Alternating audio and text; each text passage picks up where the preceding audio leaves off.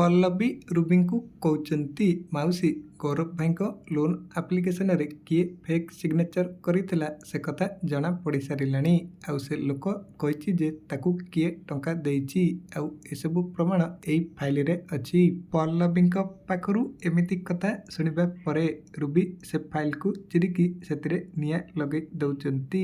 ଆଉ ତାପରେ ରୁବି କହୁଛନ୍ତି ପଲ୍ଲବୀ ତୋ ପାଖରେ ଏବେ ଆଉ କ'ଣ ପ୍ରମାଣ ରହିଲା? ରୁବିଙ୍କ ପାଖରୁ ଏମିତି କଥା ଶୁଣିବା ପରେ ପଲ୍ଲବୀ ରୁବିଙ୍କୁ କହୁଛନ୍ତି ମାଉସୀ ଆପଣ ତ ମୋ ଆଗରେ ପ୍ରମାଣର ଗନ୍ତାଘର ଛିଡ଼ା କରିଦେଇଛନ୍ତି।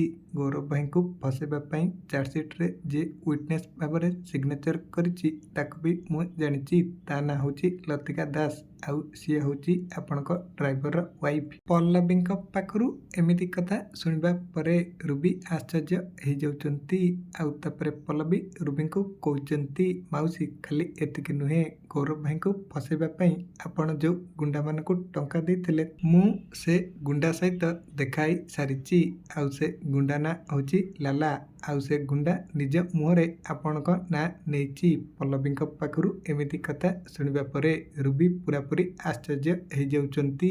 ଆଉ ତାପରେ ପଲ୍ଲବୀ ରୁବିଙ୍କୁ କହୁଛନ୍ତି ମାଉସୀ ମୁଁ ଯଦି ଚାହିଁବି ଲତିକା ଆଉ ଲାଲାକୁ ଘର ଲୋକଙ୍କ ସାମ୍ନାକୁ ଆଣି ଆପଣଙ୍କର ଅସଲ ମୁଖା ସମସ୍ତଙ୍କ ଆଗରେ ଖୋଲିଦେବି। ହେଲେ ମୁଁ ସେମିତି କରିବିନି।